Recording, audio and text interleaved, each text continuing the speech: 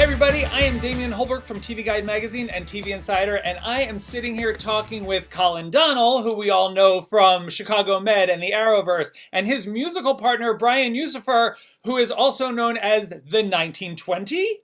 Yes. Yes. Okay, so let's talk about, you guys just dropped a 7-track album that you actually recorded remotely. You weren't even in the studio together. How did this happen? So back in February, while Patty was still doing Frozen on Broadway, Patty, Mira, and my wife, was doing Hallmark Hall of Fame super fan as well. Yeah, and also Bachelor and Bachelorette Hall of Fame super fan, like, tweet master, if you will. So Brian was the music director at Frozen. And I was hanging out in Patty's dressing room, and we just started having a conversation about music and writing, and basically I learned that Brian, I didn't know this about him, but Brian had moved to the city to be a songwriter and producer, and sort of fell into the theater world by way of that. So we had this conversation back in February, and then Broadway and basically the entire entertainment industry shut down in March. And I posted an original song on Instagram, and I think it was an hour later, Brian texted me and said, "Hey man, remember that conversation? Let's do this." And now the album Cocktails and Chaos, or Chaos and Cocktails, the music on it is so different from Broadway music. It's how did you fall into Broadway with clearly a musical taste that is definitely not, Go for it, Brian. Yeah, I mean, it's, when I started out, I obviously had, I trained as a classical pianist and I went to school for that, but I also played in rock bands and I wrote music and I played all different kinds of music. And so I grew up mainly listening to pop and rock and roll. I didn't have any real exposure growing up to musical theater. So I feel like, when music was being kind of embedded into me, it was basically pop music and classical and jazz. When I sort of ended up getting into theater, I had to learn the repertoire, and I did, and I love it, and I sort of fell in love with it in its own way. But I think that the pop sensibility and the rock and roll has never gone away. And and I've gotten to work on a couple of musicals that have that kind of style in it, but also some that are very classical, obviously, like Frozen. So, when Colin and I were talking about what we wanted to sound like, we kind of decided to put together, a playlist and kind of kick ideas back and forth. And so that was kind of how the ball got rolling in terms of the style of what the songs were.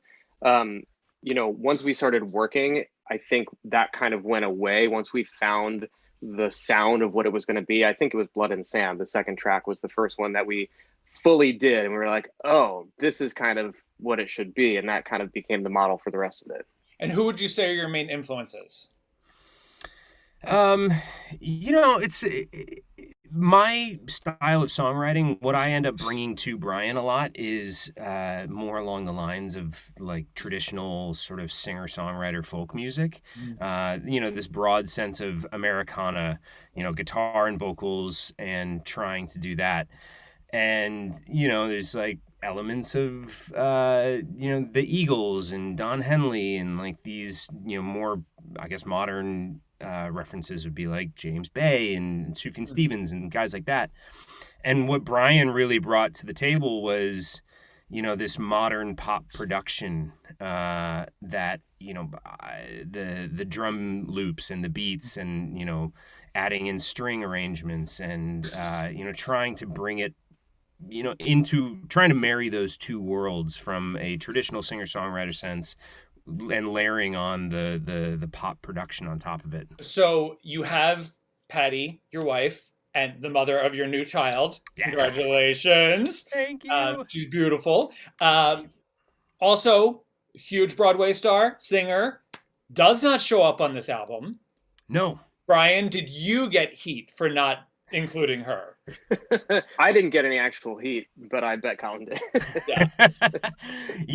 It was all sort of, it was weird. I would have loved to have had Patty on the album at some point along the way, and I think going forward we probably will.